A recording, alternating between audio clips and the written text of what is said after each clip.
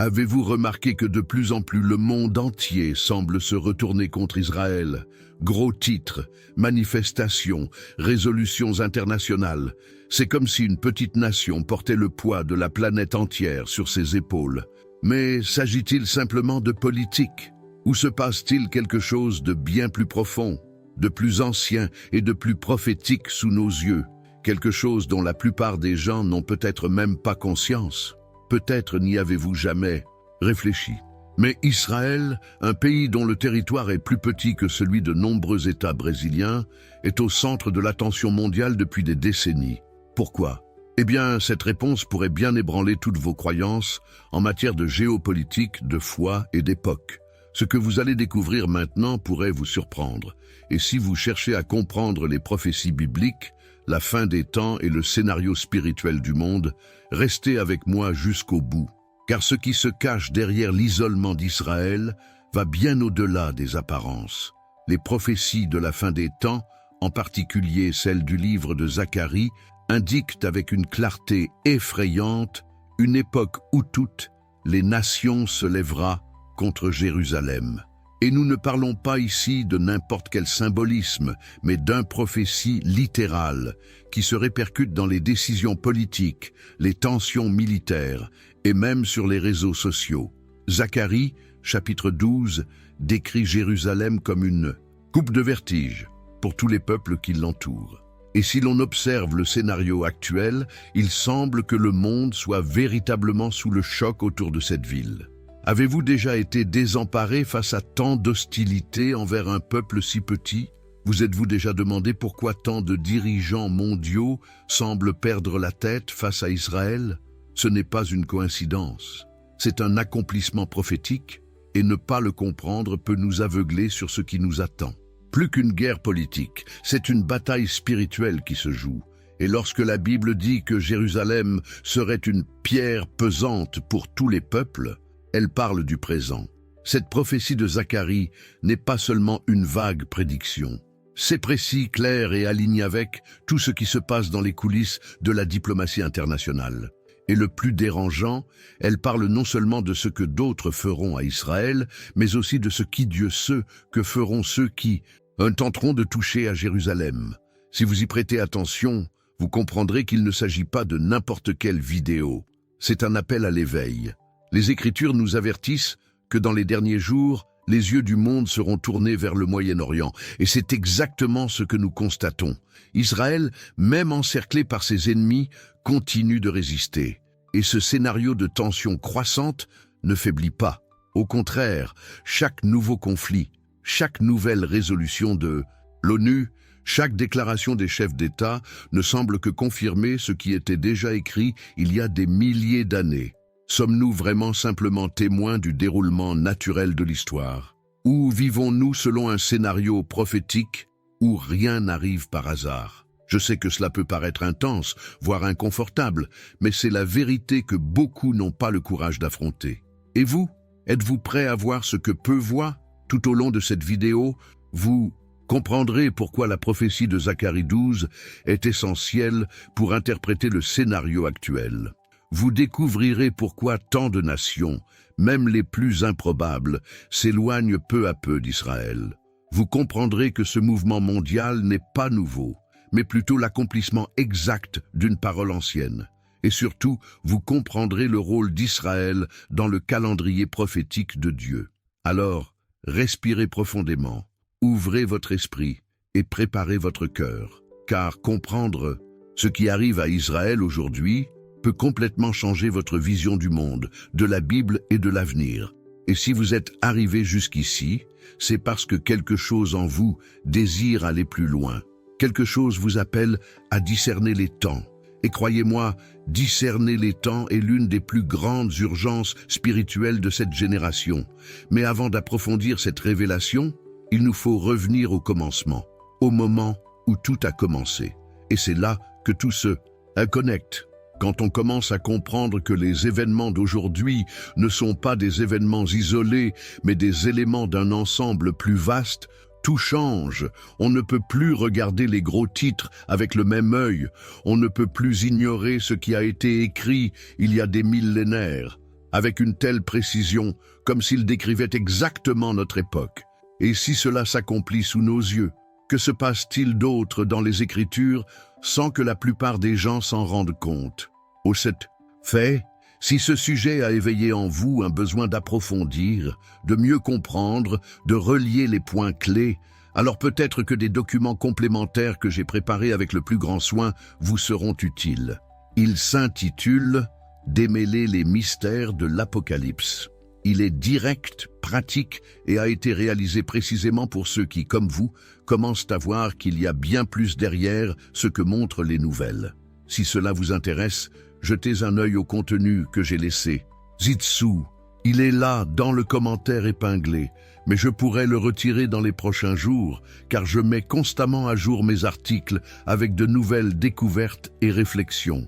Ce contenu peut être supprimé à tout moment, alors s'il vous est utile, profitez-en tant qu'il est encore disponible. Ce document complète ce que nous avons abordé ici et peut vous faire gagner beaucoup de temps en pratique, car il présente clairement les principaux signes prophétiques, basés sur la Bible et sans chichi. Revenons maintenant à notre sujet. En écoutant tout cela, peut-être que quelque chose en vous s'éveille déjà, une inquiétude, une question, le sentiment que tout va trop vite. Et c'est normal de ressentir cela. En fait, c'est précisément ce genre de perception qui renforce cette communauté que nous construisons ensemble. Alors, si ce sujet vous interpelle, laissez-le ici dans les commentaires. Qu'est-ce qui vous a le plus touché jusqu'à présent? Il peut s'agir aux questions, d'une expérience vécue ou même de ce que vous ressentez au plus profond de votre cœur lorsque vous réalisez que la Bible s'accomplit sous vos yeux. Votre vision peut inspirer d'autres personnes ici avec nous, en quête des mêmes réponses. Et si ce type de contenu vous aide, aime cette vidéo, car c'est ce qui permet à YouTube de comprendre que ce message doit toucher davantage de personnes. Cela peut paraître insignifiant, mais chaque « j'aime » ici contribue à propager une idée. Oh! Et abonnez-vous à la chaîne. Si vous n'êtes pas encore abonné, ce n'est pas seulement une vidéo, c'est un voyage. À chaque nouveau contenu, nous approfondissons notre réflexion avec respect, profondeur et vérité. Et je vous souhaite vraiment de nous suivre. Votre présence ici fait toute la différence. Maintenant, respirez profondément, car ce qui vient ensuite pourrait vous ouvrir encore plus les yeux. Vous ouvrez les informations, et voilà, un nouveau titre anti-israélien, une nouvelle résolution de l'ONU, une manifestation de masse dans une capitale occidentale, un discours passionné de dirigeants qui, jusqu'à récemment, entretenaient des relations diplomatiques stables avec Jérusalem. Et la question qui plane est toujours la même. Pourquoi? Qu'est-ce qui rend une si petite nation si dérangeante sur la scène géopolitique mondiale? Est-ce simplement une question de territoire? S'agit-il simplement de vieux conflits fonciers, frontaliers ou de pouvoir?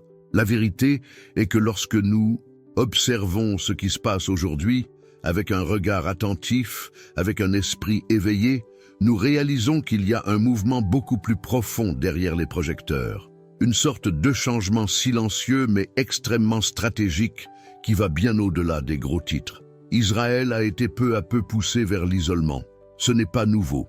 Mais la situation s'intensifie désormais de manière presque chorégraphiée, comme si un scénario invisible guidait chaque action.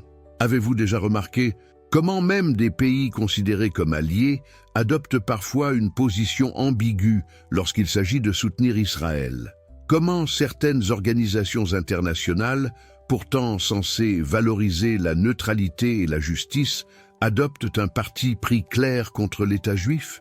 Le plus curieux et inquiétant est que cela se produit quel que soit le spectre politique. À droite comme à gauche, des voix s'élèvent pour remettre en question la légitimité d'Israël, minimiser ses droits ou simplement le rendre responsable de conflits qui sont au fond bien plus complexes qu'il n'y paraît. Et voici quelque chose de fondamental. Il y a un récit qui se construit. Un récit qui présente Israël comme le méchant, l'oppresseur, l'obstacle à la paix mondiale. C'est une stratégie subtile, mais extrêmement efficace. Car lorsqu'on façonne l'opinion publique, Lorsqu'on fait croire aux gens qu'un peuple tout entier est la cause de tous les problèmes, on crée les conditions pour que toute action contre lui paraisse justifiée. Cela s'est déjà produit dans l'histoire, avec des conséquences dévastatrices. Mais maintenant, contrairement au passé, il y a un élément supplémentaire, le climat spirituel du monde. La situation évolue. Nous vivons à une époque où les gens sont en quête de sens, de vérité cachée, de révélations qui expliquent le chaos qui les entoure. Et dans ce climat de recherche et de confusion, beaucoup sont amenés à croire à des versions déformées de la réalité. Israël, dans ce scénario, devient le bouc émissaire. Le plus alarmant, cette hostilité ne vient pas seulement de l'extérieur. Elle se développe au sein des nations, des cultures et des individus. Israël suscite un profond impact émotionnel. Personne n'y est indifférent. On l'aime ou on le déteste. Et cela est spirituel. Le nom même de Jérusalem porte une immense charge symbolique et prophétique. C'est comme si, au plus profond de lui-même, le monde entier ressentait cela. L'histoire de l'humanité converge vers ce morceau de terre. C'est pourquoi c'est si inquiétant. C'est pourquoi il y a tant de résistance. Parce qu'inconsciemment, les nations réalisent que quelque chose de grand est sur le point de se produire. Et cela, pour beaucoup, est insupportable. Lorsque la Bible affirme que Jérusalem serait une pierre pesante pour tous, elle ne parle pas seulement de décisions diplomatiques. Elle décrit une vérité spirituelle. Traiter avec Israël exige une prise de position. Cela exige de repenser ses croyances, son histoire, son identité. Et tout le monde n'est pas prêt à cela. C'est pourquoi il est plus facile de blâmer, de se détourner, de rejeter. La configuration géographique d'Israël est un miracle. Entouré de nations hostiles, constamment menacé par des groupes extrémistes, ce petit pays continue d'exister, de résister et de se développer. C'est comme si une main invisible était toujours là, soutenant, protégeant, empêchant un effondrement total. Mais ce fait même, au lieu de susciter le respect ou l'admiration, suscite la colère chez beaucoup. Car pour ceux qui vivent loin de la foi, un peuple qui survit contre toute attente dérange, c'est comme si la simple existence d'Israël défiait le système. Et la question revient avec force. Pourquoi tant de problèmes ? La réponse réside dans la racine spirituelle de l'humanité.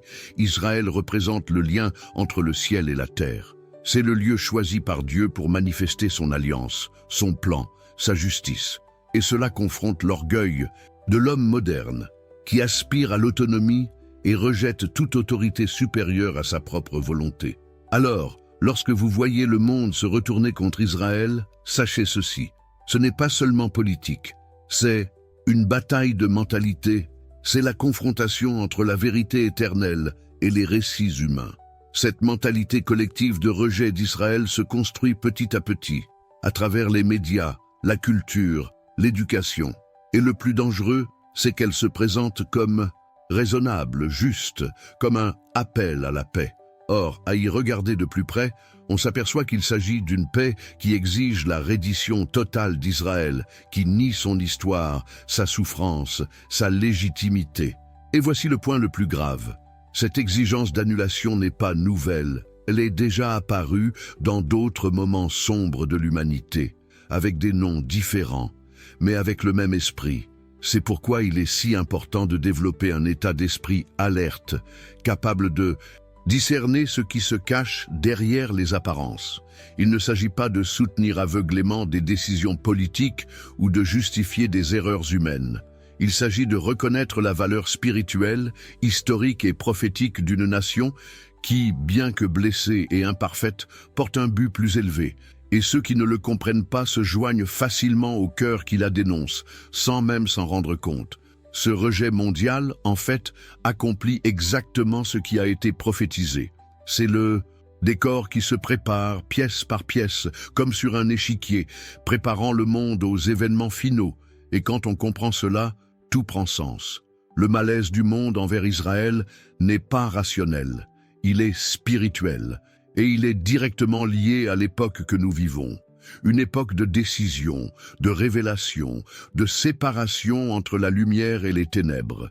Je voudrais maintenant approfondir ce sujet, car pour comprendre pourquoi le monde se retourne contre Israël, nous devons aussi saisir le rôle unique de cette nation dans le plan divin. Depuis la nuit des temps, Israël n'était pas seulement un peuple élu, c'était un signe, un miroir, un avertissement et, en même temps, une promesse vivante. Commentez ici, cela me semble logique, juste pour que je sache que tu es avec moi dans ce voyage. Je voudrais maintenant approfondir ce sujet, car lorsque nous commençons à comprendre que tout ce qui se passe autour d'Israël a déjà été prédit en détail il y a des millénaires, notre vision du présent change radicalement. Et il ne s'agit pas de prédictions vagues ou symboliques, mais de des prophéties directes et claires, consignées dans un livre qui a traversé les siècles intacts. Et l'une de ces prophéties se trouve précisément dans le livre de Zacharie, chapitre 12. Peu de gens connaissent ce passage en profondeur, mais il contient l'une des révélations les plus fortes sur l'époque dans laquelle nous vivons actuellement. Il est écrit « Voici, je ferai de Jérusalem une coupe, d'épouvante pour tous les peuples qui l'entourent. En ce jour-là, je ferai de Jérusalem une pierre pesante pour tous les peuples. Tous ceux qui la soulèveront seront gravement blessés, et toutes les nations de la terre s'assembleront contre elle. » Zacharie 12, 2, 3. Ressentez-vous le poids de ces mots? Ce texte n'est pas générique. Il décrit la réalité de l'actualité avec une précision déconcertante. Le verset parle d'une tasse de vertige, c'est-à-dire quelque chose qui fait perdre la tête aux gens qui tentent de traiter avec Jérusalem. Il parle d'une pierre lourde que chacun tente de soulever, mais qui nuit à ceux qui s'obstinent à la manipuler. Et, le plus fort, toutes les nations de la terre se retournent contre elle. Maintenant, réfléchissez-y. Quel autre endroit au monde, hormis Jérusalem, suscite une telle réaction? Quelle autre ville, si petite par la taille, exerce une telle influence spirituelle, émotionnelle et politique sur les décisions mondiales? N'est-il pas curieux que les dirigeants les plus puissants du monde se livrent à des débats houleux à propos de cette ville? Que des décisions prises à des milliers de kilomètres de là affectent directement le destin de Jérusalem? Et que, quel que soit le temps qui passe, cette ville reste-t-elle le centre de tout? Le plus impressionnant est que cette prophétie ait été écrite plus de 500 ans avant Jésus-Christ, à une époque où la plupart des empires dominant le monde n'imaginaient même pas que, des siècles non plus tard, cette petite ville serait encore aussi importante. Mais Dieu le savait déjà, et il l'a consignée, non pas pour effrayer, mais pour avertir, pour montrer qu'il maîtrise l'histoire, même lorsque tout semble désordonné. Quand la prophétie dit que tous ceux qui le soulèveront seront blessés, elle parle de ceux qui tentent de manipuler, de dominer ou de remodeler le destin de Jérusalem en se basant uniquement sur des intérêts humains. Et c'est exactement ce que nous voyons en coulisses de la politique internationale. Propositions de division, pression pour des concessions unilatérales, menaces déguisées en diplomatie. Tout cela a un poids spirituel. Et ceux qui ne comprennent pas cette dimension agissent avec imprudence et finissent par en subir les conséquences. Mais il y a autre chose ici que la plupart des gens ne réalisent pas. Cette prophétie ne concerne pas seulement des nations isolées, elle concerne toutes les nations de la terre. Cela signifie qu'à un moment donné, même ceux qui se prétendent aujourd'hui amis ou alliés d'Israël pourraient lui tourner le dos. Et si vous prêtez attention aux signes, vous comprendrez que ce processus a déjà commencé, avec des justifications et des tons différents, mais la direction est la même. L'isolement progressif d'Israël sur la scène mondiale. Et ce n'est pas une coïncidence. Cela fait partie d'un plan plus vaste, un plan qui, aux yeux des humains, paraît confus, mais qui s'inscrit dans la logique divine, car Dieu ne s'est pas contenté de le prévoir. Il permet que tout arrive au bon moment, de la bonne manière, et cela nous enseigne quelque chose de très important. Même dans les conflits, il y a un but.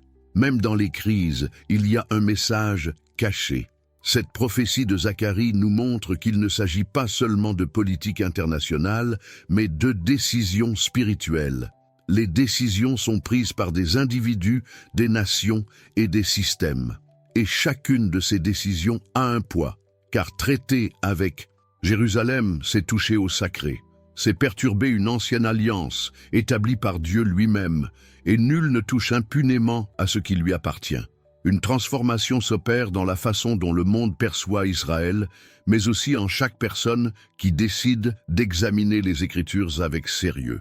Car on ne peut rester indifférent quand on réalise que tout se réalise, que les pièces du puzzle se mettent en place, que les paroles prononcées par les prophètes il y a des siècles prennent vie devant soi.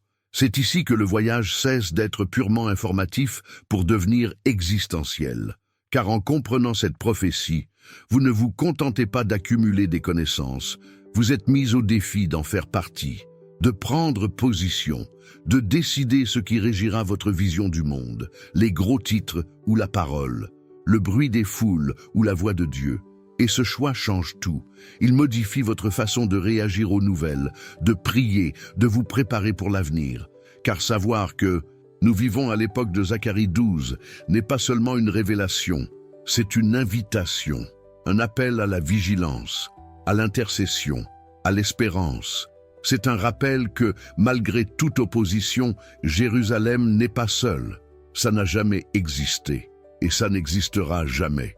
Commentez ici, je suis aussi sur ce chemin, juste pour que je sache que cette révélation vous a vraiment atteint. Maintenant, je veux approfondir encore plus ce sujet, parce que comprendre la prophétie de Zacharie 12 ne consiste pas seulement à lire un texte ancien et à reconnaître qu'il correspond à l'actualité d'aujourd'hui, mais comprendre les symboles que Dieu a choisis pour transmettre quelque chose de profond sur l'époque dans laquelle nous vivons. Et ces symboles, lorsqu'ils sont interprétés avec soin, révèlent non seulement ce qui se passe, mais par ce qui est en train de se produire.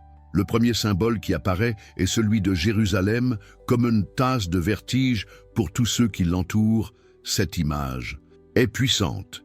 Imaginez un calice rempli de vin fort, quelque chose qui, une fois ingéré, altère la perception, trouble les sens et nous déséquilibre.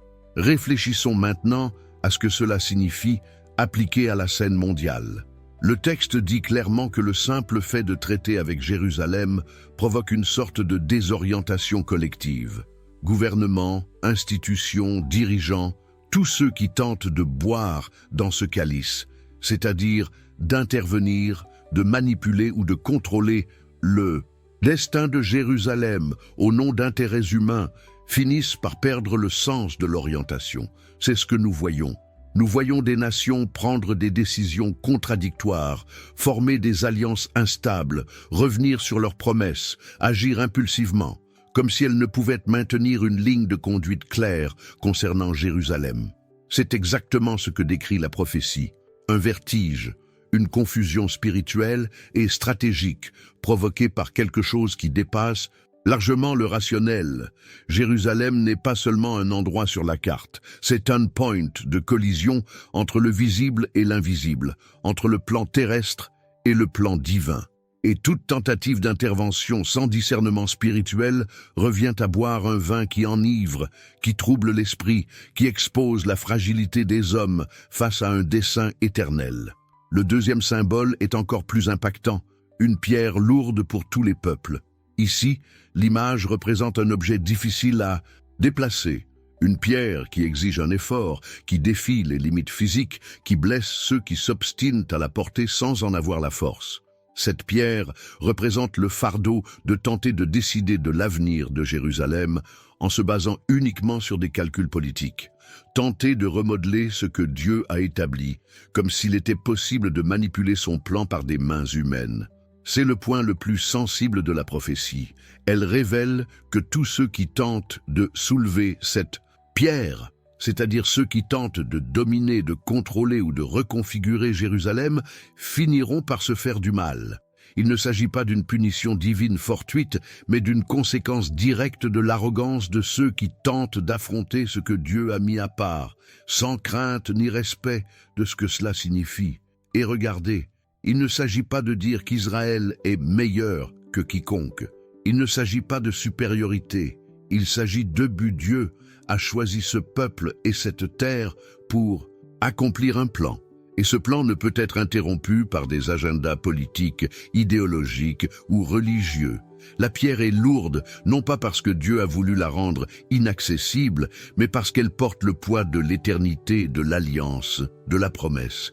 Aujourd'hui, lorsque l'on voit des nations tenter de résoudre le conflit du Moyen-Orient avec des formules humaines, sans tenir compte des Écritures, on voit cette pierre soulevée par des mains fragiles. Et le résultat, comme la prophétie l'a déjà annoncé, est douloureux. Il y a des blessures diplomatiques, des ruptures historiques, des tensions qui ne seront jamais apaisées, car il est impossible de construire la paix en ignorant le fondement de la vérité. Et voici quelque chose de très important. La prophétie ne fait pas référence au passé, ni n'est liée à un symbolisme abstrait. Elle est s'épanouir dans le présent. Ce n'est pas seulement symbolique, c'est réel. Et cela se produit. Nous voyons de nos propres yeux des nations céder à la pression, adopter des discours de plus en plus hostiles envers Israël, s'éloigner de ce qu'elle défendait autrefois, et tout cela sur la base d'arguments qui, à première vue, semblent logiques, mais qui, au fond, portent en eux une résistance spirituelle à ce que Dieu a décidé de préserver. C'est le genre de vérité cachée qui ne se révèle que lorsqu'on creuse sous la surface. Quand on va au-delà des gros titres et qu'on réalise qu'il y a une guerre des récits, une lutte silencieuse entre l'éternel et l'éphémère. C'est pourquoi tant de personnes sont blessées lorsqu'elles tentent de résoudre le sort de Jérusalem avec des formules humaines. Car ce qui est en jeu ici n'est pas seulement une frontière, c'est une alliance. Une alliance qui commence avec Abraham, se renouvelle en David, s'accomplit en Jésus et se manifeste aujourd'hui par des signes si visibles que seuls ceux qui ne veulent pas la voir peuvent la manquer. Jérusalem n'est pas un problème à résoudre. C'est un signe, un rappel de ce que Dieu a commencé et de ce qu'il accomplira encore. Et cette vérité a un impact direct sur notre façon de vivre, de croire et de nous positionner. Car il ne suffit pas de savoir que cette prophétie s'accomplit. Il est nécessaire de comprendre l'impact personnel de tout cela. Quel état d'esprit cultivons-nous lorsque nous ignorons ce que Dieu fait à Israël? Comment réagissons-nous lorsque nous voyons des dirigeants influents traiter la ville sainte comme un argument de négociation? Quelles décisions prenons-nous lorsque nous choisissons notre camp en fonction de nos émotions ou de l'opinion publique plutôt que de la vérité? Tout cela en dit bien plus sur nous que sur Israël. Car, en fin de compte, la prophétie est aussi un miroir. Elle nous montre comment nous gérons ce qui nous confronte, ce qui ne s'explique pas facilement. Et à ce moment de l'histoire, alors que le monde se dirige vers une accélération prophétique, ne pas comprendre ces signes peut nous mettre sur une trajectoire de collision avec ce que Dieu est en train de construire. Et ce que Dieu construit est juste, c'est souverain, c'est immuable. Nous ne comprenons peut-être pas tous les détails, et c'est normal, car la foi aussi chemine au cœur du mystère. Mais une chose est sûre, quiconque décide de respecter son plan, même sans tout comprendre, a déjà une longueur d'avance. Car au lieu d'essayer de soulever la pierre, on choisit honorer celui qui a mis la pierre en place. Ce respect change tout. Il transforme notre façon de prier, de lire les Écritures, de regarder le monde. Il modifie même notre façon d'interpréter notre propre parcours. Car si Dieu contrôle l'histoire d'une nation entière, il contrôle aussi la nôtre. Et cela apporte paix, direction et encouragement. Même lorsque tout semble incertain, il y a un dessein plus grand qui est révélé. Et ce dessein passe par Jérusalem. Commenté ici, cela me semble logique. Juste pour que je sache que cette réflexion a trouvé une place en toi. Maintenant, je veux approfondir encore plus ce sujet. Car si jusqu'à présent nous avons compris que les paroles de Zacharie ne sont pas de simples figures de style, mais une description précise de la réalité actuelle, il est maintenant temps de se pencher sur une question encore plus sensible et peut-être la plus inconfortable de toutes. Pourquoi le monde se retournerait-il contre Israël? Quelle pourrait être la raison de ce rejet quasi unanime qui transcende les cultures, les partis, les religions et les générations? Qu'y a-t-il de si dérangeant dans ce petit pays, cette alliance ancestrale? C'est ici qu'il faut distinguer l'apparence de la réalité, car, à première vue, la réponse paraît simple. Conflits territoriaux, querelles religieuses, erreurs historiques de tous côtés. Mais en remontant le fil de l'histoire, on se rend compte qu'il y a quelque chose de plus profond à l'œuvre. Le problème n'a jamais été que territorial. Ce n'est pas seulement une guerre de territoire, c'est une guerre de trône. C'est une dispute silencieuse sur qui a le droit de régner, de gouverner, d'établir la vérité. Israël, dès son origine, a été mise à part pour manifester une vérité qui trouble le monde moderne, l'idée qu'il existe un Dieu souverain qui établit des limites, des principes et des alliances, et que cette souveraineté ne dépend pas de l'approbation des nations. Cela est en soi offensant pour un monde qui a bâti sa mentalité sur l'idée d'autonomie, de relativisme et de contrôle. Lorsqu'une nation symbolise l'existence d'un Dieu qui gouverne l'histoire, elle remet en question toute la structure du pouvoir que les hommes tentent de maintenir. C'est pourquoi l'hostilité envers Israël ne vient pas seulement de gouvernements extrémistes ou d'idéologies radicales. Elle surgit aussi souvent des sources les plus inattendues: universités, organisations internationales, influenceurs, voire groupes religieux ayant perdu leur essence biblique. Et tout cela renvoie à quelque chose de bien plus vaste, une bataille spirituelle qui va au-delà de ce que les yeux peuvent voir, une bataille entre le plan de Dieu et les intérêts du système qui gouverne ce monde. Si l'on y regarde de plus près, on constate que ce rejet n'est pas nouveau. Dès le début, le peuple d'Israël fut persécuté, exilé, encerclé par ses ennemis, mais il survécut. Et c'est précisément ce qui irrite l'esprit du monde, le fait que, malgré tout, Israël est toujours debout, non pas par le mérite mais par la promesse, non pas par la force militaire mais par la détermination, non pas par la perfection mais par l'alliance. Et cette survie, en elle-même, est déjà un affront à tout ce que le système tente d'imposer. Car Israël est, par essence, un rappel vivant que Dieu n'a pas abandonné l'humanité, qu'un plan est en cours d'exécution, même si la plupart des gens ne le voient pas.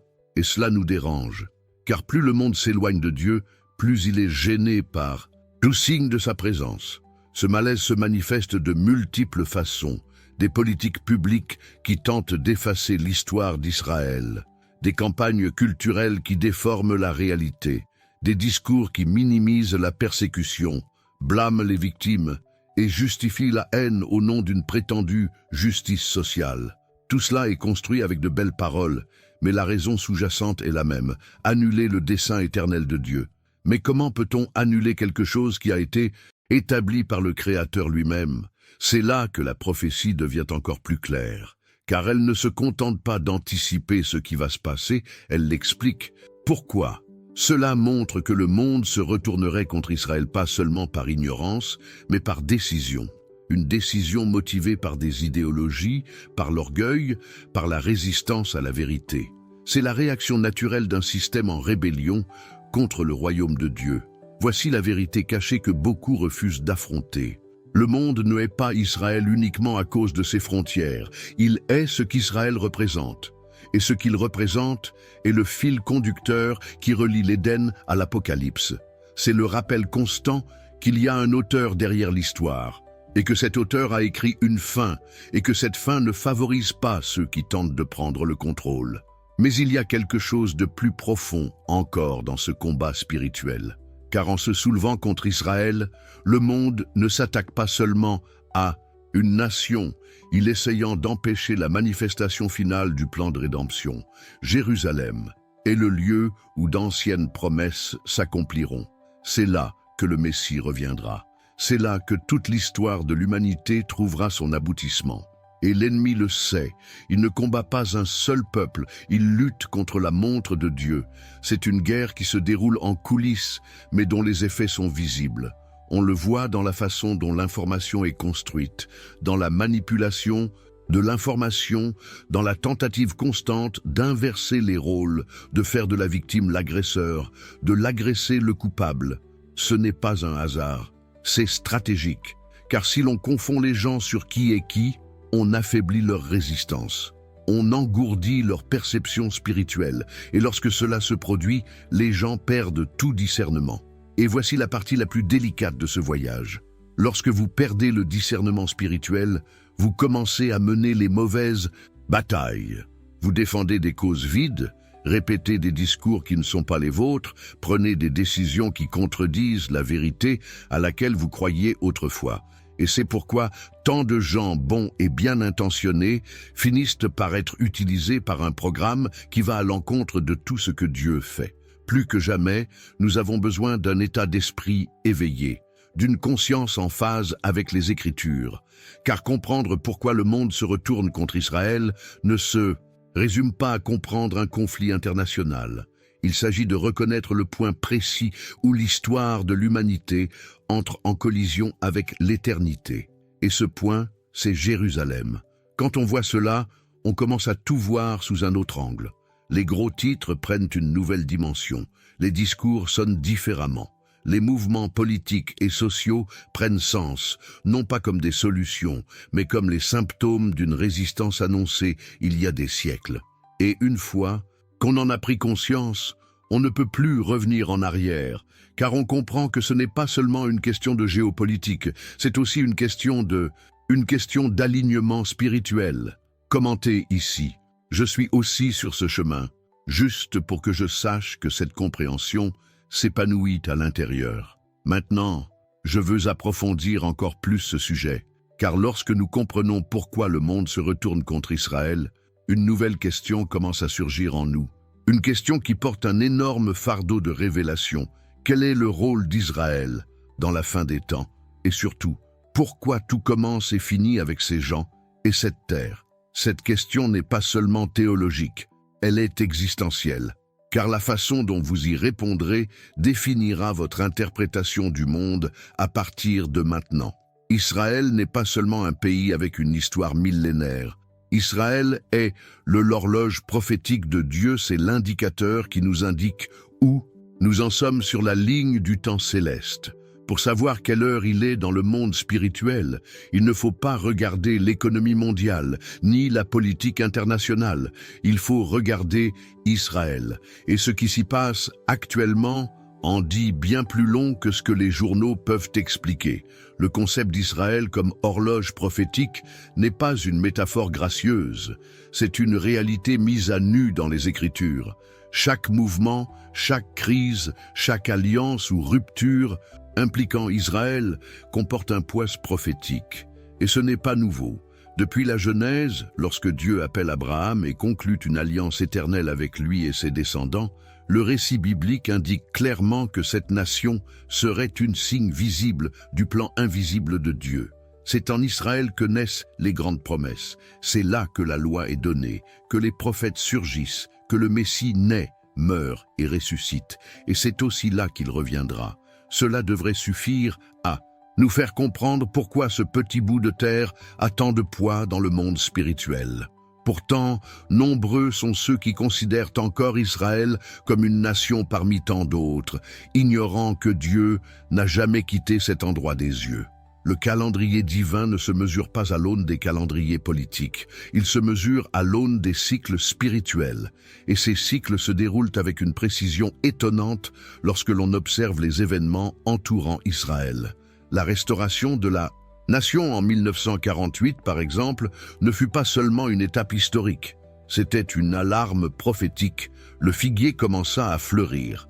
Ce qui paraissait impossible aux yeux des humains se produisit devant les caméras du monde entier, et le ciel poursuivit son œuvre. C'est pourquoi tout commence avec Israël, et c'est aussi pourquoi tout s'arrête là, non pas parce que les Israéliens sont plus saints, plus justes ou plus dignes, mais parce que Dieu a décidé de les utiliser comme signal. Ils sont un thermomètre, ils sont le miroir. Et les ignorer, c'est comme essayer de comprendre l'intrigue d'un film sans prêter attention au personnage principal. Le livre de Zacharie, que nous avons exploré, l'illustre clairement. Mais vous retrouverez ce verset répété tout au long de l'Ancien et du Nouveau Testament. Jésus lui-même a dit, dans Matthieu 24, que les signes de la fin seraient liés à Jérusalem. Il a pleuré sur cette ville, non seulement par compassion humaine, mais aussi parce qu'il connaissait le poids qu'elle portait. Jérusalem n'est pas seulement une ville géopolitique, Jérusalem est le destin. c'est le carrefour des promesses, c'est le centre névralgique de l'histoire spirituelle de l'humanité. Et quand on comprend cela, tout prend une nouvelle perspective. Les guerres ne sont plus seulement des guerres, les traités ne sont plus seulement politiques. La tension qui pèse sur Israël est plus qu'un conflit régional, c'est un conflit politique, point pression spirituelle. Car l'ennemi sait que tant qu'Israël existera, le temps pressera, et son temps sera compté. C'est pourquoi tant d'efforts ont été déployés pour effacer Israël de l'histoire, pour discréditer son droit à l'existence, pour effacer son héritage spirituel. Car discréditer le peuple, c'est discréditer le plan, et l'annuler, c'est discréditer l'auteur. Mais le plan de Dieu est intangible, il ne change pas avec l'opinion publique, il ne se plie pas aux tendances du moment, et il est infaillible. C'est une vérité incontournable. Qui plus est, elle nous appelle à la responsabilité, car si nous savons qu'Israël est l'horloge prophétique, alors nous devons apprendre à discerner le temps. La Bible dit que les fils d'Issachar étaient sages en leur temps et savaient ce qu'Israël devait faire. Cela signifie que comprendre le temps est aussi important qu'agir au bon moment. Et c'est peut-être pour cela que tant de gens se sentent perdus aujourd'hui, parce qu'ils ne voient que les mauvais signes. Ils tentent de comprendre le chaos mondial à partir de mesures humaines, d'analyses froides, de discours préfabriqués. Mais la véritable compréhension ne se trouve pas sur la scène visible. Elle se trouve en coulisses, spirituellement. Elle réside dans la manière dont Israël est traité. Elle réside dans les décisions qui concernent Jérusalem.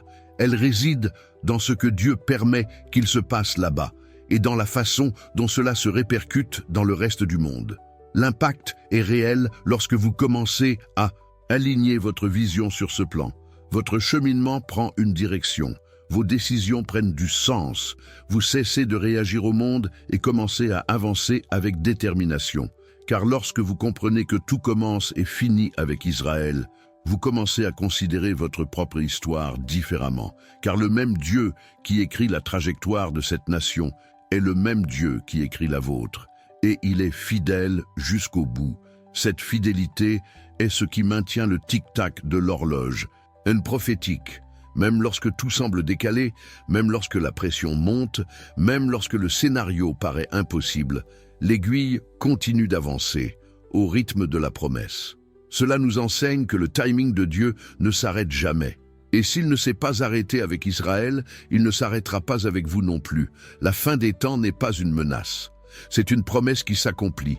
C'est la fin d'un cycle qui a commencé par un appel dans le désert et qui s'achèvera par l'établissement d'un trône à Jérusalem. Et tout ce qui se passe aujourd'hui, chaque tension, chaque conflit, chaque décision, mène à ce moment. Un moment qui est déjà écrit, commenté ici. Cela me semble logique, juste pour que je sache que cette révélation vous a touché aussi. Et si tout cela commence à prendre sens pour vous, si au fond de vous, vous sentez en proie à quelque chose de plus profond et que vous souhaitez approfondir ce voyage, alors peut-être que les ressources, un complémentaire que j'ai préparé à partir de ce contenu, vous seront utiles. Son nom est « Démêler les mystères de l'Apocalypse » et il a été réalisé de manière pratique et directe pour ceux qui, comme vous, veulent mieux comprendre les coulisses spirituelles de ce qui se passe dans le monde en ce moment. Si cela a du sens pour vous, jetez un œil au matériel que j'ai laissé ci-dessous. Cela peut vous faire gagner beaucoup de temps en pratique, car il rassemble des révélations et des interprétations en lien direct avec ce dont nous parlons ici. Il est dans le commentaire épinglé, mais je le retirerai peut-être dans les prochains jours, car je suis encore en train d'ajuster certaines parties et de le mettre à jour avec de nouvelles perspectives. Ce contenu peut être retiré du service à tout moment. S'il vous est utile, profitez-en tant qu'il est encore disponible. Car comprendre clairement et sur des bases solides ce qui se cache derrière les prophéties peut être exactement ce dont vous avez besoin pour discerner les temps avec plus de confiance. Maintenant, je veux approfondir encore davantage ce sujet, parce que comprendre le rôle prophétique d'Israël dans la fin des temps nous amène à voir une autre couche de réalité, l'accomplissement progressif de la prophétie. Et quand on parle d'accomplissement, il ne s'agit pas de quelque chose qui se produit d'un coup, avec des feux d'artifice et des gros titres accrocheurs. La plupart du temps, l'accomplissement d'une prophétie se produit silencieusement, à travers des couches, des processus, des cycles qui semblent naturels, mais qui, une fois connectés, révèlent quelque chose d'extraordinaire. La prophétie de Zacharie 12, par exemple, n'est pas tombée du ciel en un jour. Elle a commencé à se dérouler lentement, telle l'aiguille d'une horloge qui avance seconde après seconde, jusqu'au moment où l'on réalise que le temps est venu. Et c'est exactement ce qui arrive à Israël depuis le début du XXe siècle. Il suffit de regarder attentivement en arrière pour voir un fil invisible traverser les événements, reliant des points historiques qui, isolément, semblent communs, mais qui, ensemble, forment un dessin prophétique clair et indéniable. Commençons par 1947, lorsque l'ONU adopta la résolution prévoyant le partage de la Palestine. Cet accord politique, qui semblait simple, marquait en réalité l'ouverture prophétique du processus de retour officiel d'Israël en tant que nation. Un an plus tard, en 1948, Israël déclarait son indépendance et le même jour était attaqué par 5 nations arabes. Un pays nouveau-né, sans armée structurée, sans soutien solide, résista et gagna, non pas grâce à une stratégie militaire supérieure, mais grâce à quelque chose qui dépasse la logique. C'était le premier signe que l'horloge de Dieu avait recommencé à tourner. Puis vinrent d'autres étapes. La guerre des 6 jours en 1967 marqua un autre tournant. En seulement 6 jours, Israël résista non seulement à une attaque coordonnée, mais reprit également Jérusalem, la ville promise. Ce n'est pas une coïncidence, c'est un accomplissement. Jérusalem devait revenir entre les mains du peuple élu, car c'est là que la suite de la prophétie doit se dérouler. C'est là que tout se relie, et depuis, le monde entier a réagi avec un malaise croissant. Il est curieux d'observer à quel point la présence d'Israël à Jérusalem suscite des réactions disproportionnées. La simple construction de maisons, la définition de sa capitale ou toute décision concernant cette ville génère des crises diplomatiques internationales. C'est comme si le monde entier était en proie à une tension pour un territoire de quelques kilomètres carrés. Mais lorsqu'on comprend Zacharie 12, tout prend sens, car il ne s'agit pas seulement de politique, c'est une question spirituelle. Et à partir de là, si vous regardez attentivement les votes de l'ONU au cours des dernières décennies, vous remarquerez une tendance, une constante, pression croissante contre Israël. Plusieurs résolutions sont adoptées, critiquant Israël de manière disproportionnée, tandis que les nations qui violent systématiquement les droits humains restent impunies. Il ne s'agit pas seulement d'un déséquilibre, mais de la concrétisation d'un texte qui stipulait déjà que toutes les nations se ligueront contre elle. La prophétie se déroule sous nos yeux, mais pas par des cris de guerre, par des décisions ministérielles, des votes silencieux, des sommets internationaux. La construction de ce scénario est sophistiquée et subtile, et c'est pourquoi beaucoup ne le remarquent pas. Mais les signes sont tous là.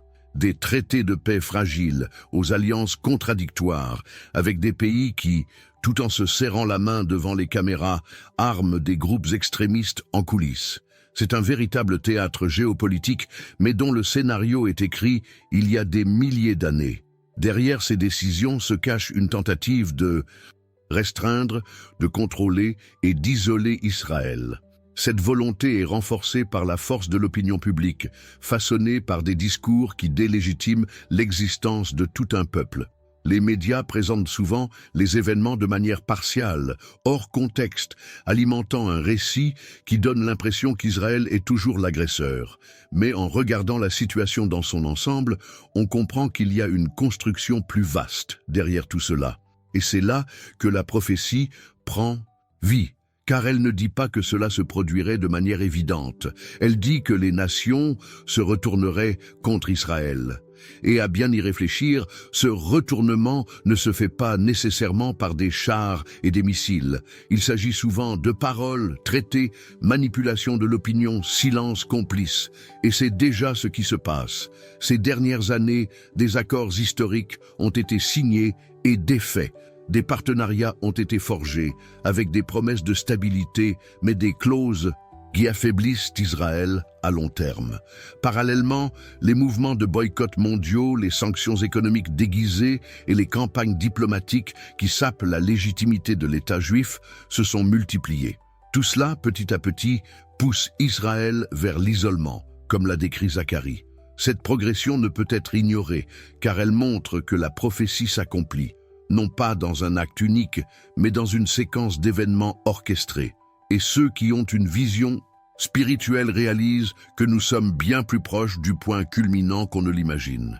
Il ne s'agit pas de sensationnalisme, mais de discernement. Il s'agit d'aligner notre compréhension sur la parole, et non sur les gros titres influencés par des intérêts cachés. Et en parlant d'intérêts, derrière nombre de ces mouvements se cache une vérité cachée, la tentative de réécrire le rôle d'Israël dans l'histoire du monde. Nier ses origines, diminuer son héritage, effacer son lien avec Jérusalem. Il ne s'agit pas seulement de négationnisme historique, mais d'une guerre contre le plan de Dieu. Car effacer Israël, c'est effacer l'horloge. Et effacer l'horloge, c'est empêcher le temps de s'écouler. Mais le temps viendra, et il viendra. Chaque vote à l'ONU, chaque pacte rompu, chaque protestation disproportionnée contre Israël est une minute de plus sur cette horloge prophétique. Et le plus incroyable, c'est que, malgré toutes les pressions, Israël persiste. Il vacille, certes. Il me commet des erreurs, certes, mais il persiste, car une main invisible soutient cette nation. Et cette main ne faillit pas. Commentez ici, je peux voir cela se produire. Juste pour que je sache que tes yeux s'ouvrent aussi. Maintenant, je veux approfondir encore plus ce sujet, car si jusqu'à présent nous avons reconnu que la prophétie de Zacharie 12 s'accomplit sous nos yeux, il est temps maintenant d'envisager la suite, car la prophétie ne s'arrête pas au chaos, ni à l'isolement. Elle dépasse les tensions géopolitiques et nous conduit au point le plus décisif, le point culminant prophétique. Et ce climax change absolument tout. Zacharie écrit quelque chose qui, à première vue, peut passer inaperçu, mais qui porte l'une des plus grandes promesses de l'histoire de l'humanité. Il dit « En ce jour-là, le Seigneur protégera les habitants de Jérusalem. » Et c'est plus qu'un réconfort. C'est une révélation, car jusqu'à présent, nous avons vu des ennemis se lever, des nations se retourner, des traités rompus. Mais alors Dieu, jusqu'alors silencieux, vient et se lève. Il bouge, il agit, il entre en scène avec sa justice et transforme le cours des événements. C'est la partie de la prophétie qui remplit les yeux d'espoir, car elle montre que Dieu ne regarde pas l'histoire les bras croisés. Il permet que certaines situations évoluent parce qu'il y a un plan, un temps, un but. Mais vient un moment où il intervient lui-même. Et alors, rien ne reste comme avant. Cette intervention n'est pas le fruit du hasard. Elle est le résultat d'un cycle qui s'achève. Le monde tente, manipule, isole, exerce des pressions jusqu'à atteindre la limite. Et à cette limite, Dieu lui-même se dresse comme le défenseur de Jérusalem. Il n'envoie pas d'armée humaine, ni n'organise de coalition terrestre. Il se lève lui-même, car Jérusalem n'est pas une ville comme les autres. Elle est le lieu qu'il a choisi pour manifester la fin et le commencement. Et cela change l'atmosphère du texte, car le récit, qui semblait sombre, dense, empreint de peur, s'illumine soudain d'un acte de rédemption. C'est comme si le scénario prenait une tournure divine. Et ceux qui étaient au bord de l'effondrement, cernés de toutes parts, sont désormais entourés par la présence de Dieu lui-même. Mais le plus frappant est de comprendre que ce point culminant prophétique n'est pas seulement une défense militaire. C'est une action spirituelle, remplie d'amour et de justice. Le Seigneur ne défend pas Jérusalem uniquement par honneur ou en vertu d'une alliance ancienne, mais par fidélité. Il tient ses promesses. Et cette fidélité déborde sur le monde entier. Car lorsque Dieu défend Jérusalem, il nous dit qu'aucun de son peuple ne sera oublié. Que, même lorsque tout semble perdu, le ciel a toujours le dernier mot. Cette vérité touche quelque chose de très intime en nous, car chacun de nous, à un moment donné, s'est senti comme Jérusalem, sous pression, encerclé, incompris, isolé. Mais ce texte nous rappelle qu'il y a un temps défini pour chaque douleur. Et vient un jour, ce jour-là, où Dieu se lève et tourne la page. Il renverse le destin, il change l'intrigue. Et à ce stade, Zacharie ne parle pas seulement d'Israël en tant que nation. Il parle d'un scénario prophétique qui implique toute l'humanité. Car le point culminant n'est pas seulement la protection physique d'un peuple, mais la préparation du monde à la manifestation visible de la justice divine. C'est le moment où tout ce qui était caché sera révélé, où les intentions des cœurs seront dévoilées, où les vraies alliances seront séparées des fausses, où chaque choix, chaque position, chaque décision spirituelle révélera son véritable poids. Ce moment marquera à la fois la fin d'une époque et le début d'une autre. Et cela a un impact profond, car cela nous place devant un choix. Quel côté de l'histoire contribuons-nous à construire? Avec qui avons-nous cheminé? Quelle vérité avons-nous défendue? Le point culminant n'est pas seulement quelque chose que nous observons de loin. C'est quelque chose qui nous traverse. Cela exige une réponse. Cela nous appelle à une posture royale devant l'éternité. Quand le texte dit que le Seigneur défendra les habitants de Jérusalem, il annonce aussi la délivrance, le salut, la victoire non pas fondée sur le mérite humain, mais sur une promesse. Et cette promesse résonne depuis la nuit des temps.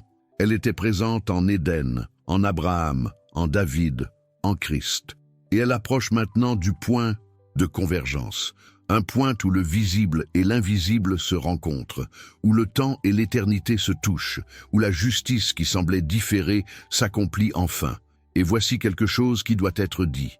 Le point culminant prophétique n'est pas quelque chose à craindre, c'est quelque chose à discerner, parce qu'il en dit plus sur Dieu que sur le chaos. Il montre que même lorsque tout semble hors de contrôle, un esprit souverain guide chaque pas, un Dieu qui n'a pas abandonné la terre à son sort. Un Dieu qui intervient, qui combat, qui protège. Cela en dit long sur le cœur de Dieu. Un Dieu qui pourrait tout simplement tout recommencer, tout effacer, tout refaire. Mais il choisit d'accomplir. Il choisit de racheter. Il choisit de restaurer. Car c'est son style. Transformer le désert en jardin, les larmes en danse, la guerre en révélation. C'est pourquoi cette partie de la prophétie est si importante. Elle montre que la douleur a ses limites, que le chaos a ses limites. Et qu'en fin de compte, le plan de Dieu demeure en vigueur.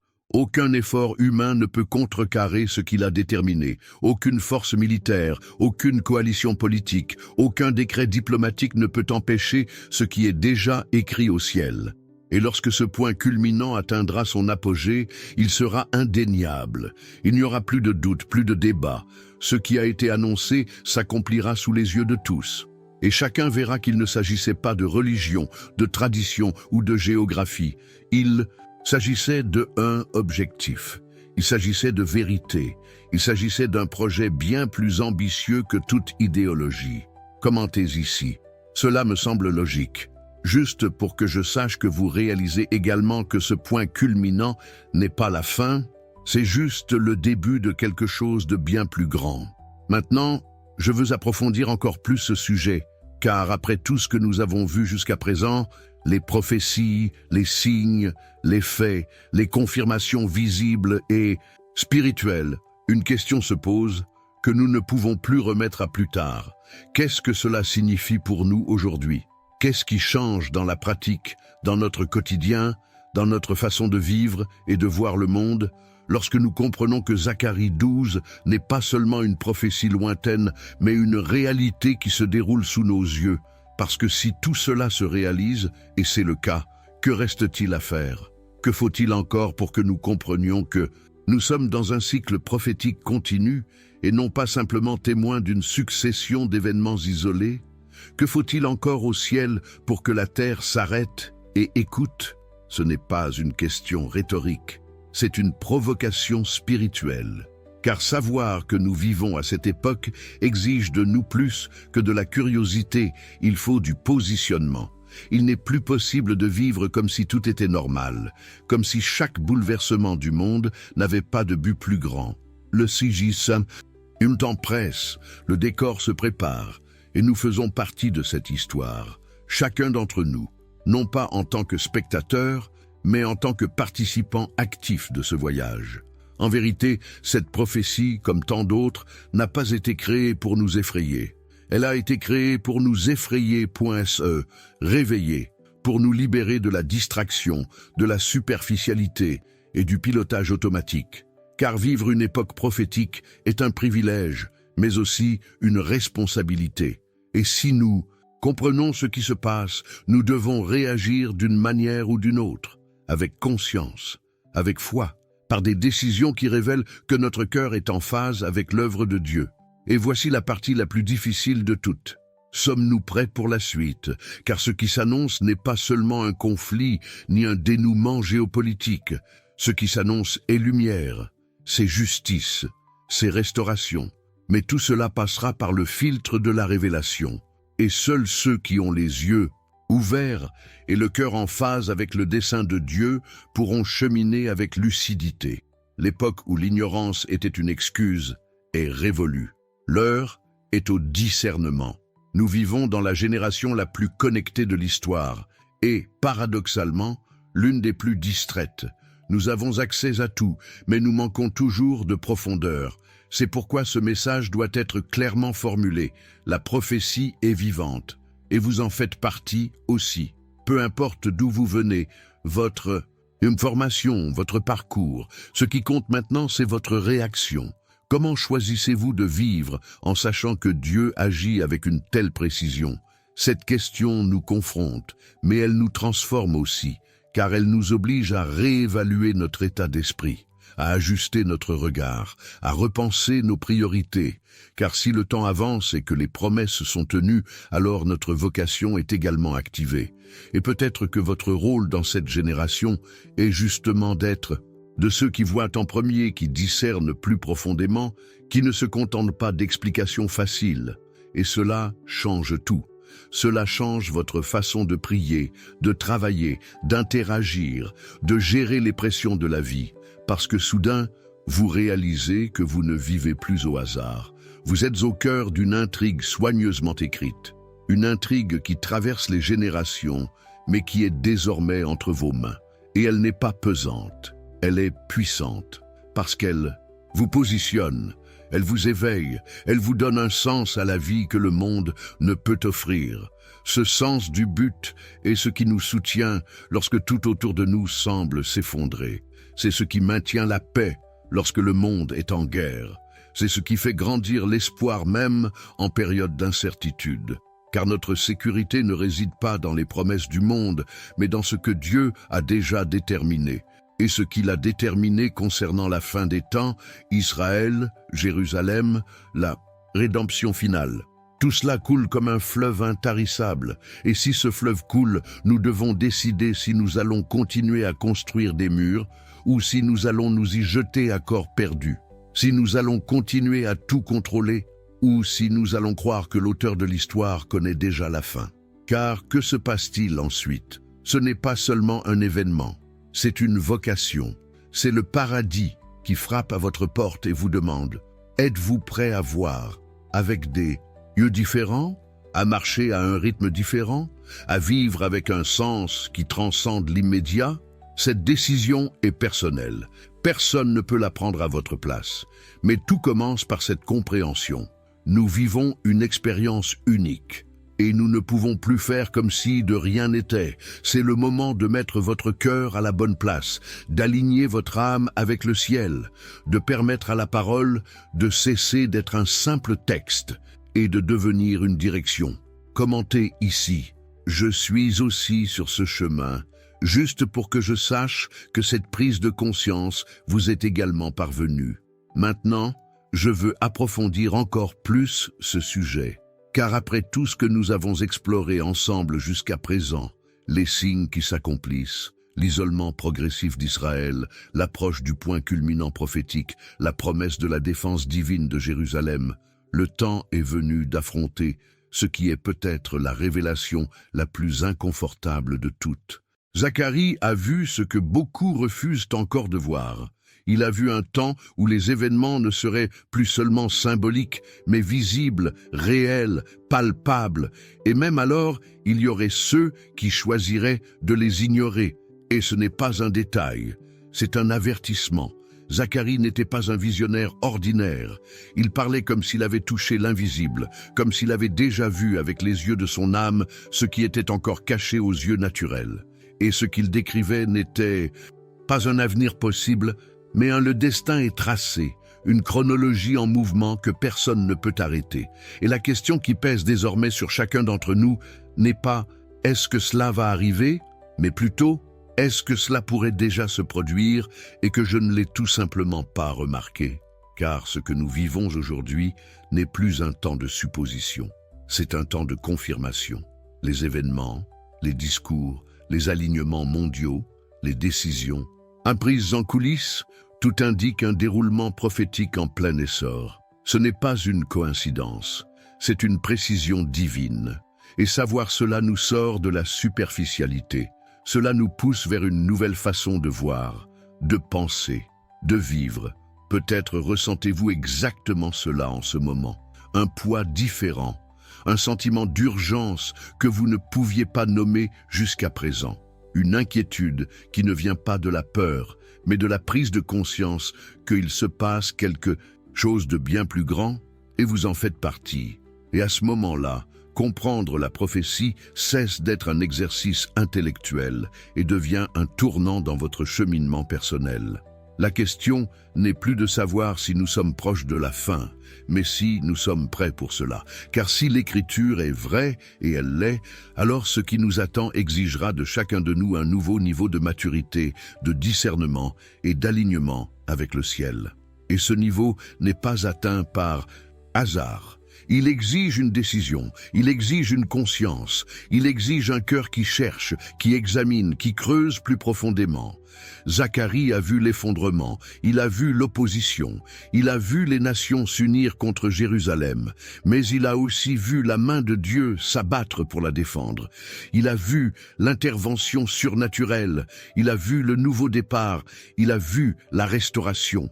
Il a vu le jour où ce qui semblait perdu serait retrouvé, et cela change tout, car ce n'est pas une prophétie pessimiste. Nous parlons d'un espoir fondé sur la justice, une espérance qui ne dépend pas des circonstances extérieures, mais de la fidélité d'un Dieu qui n'a jamais déçu son peuple. Et si cet espoir existe, et il existe, alors il y a un appel en lui, se tourner vers la parole.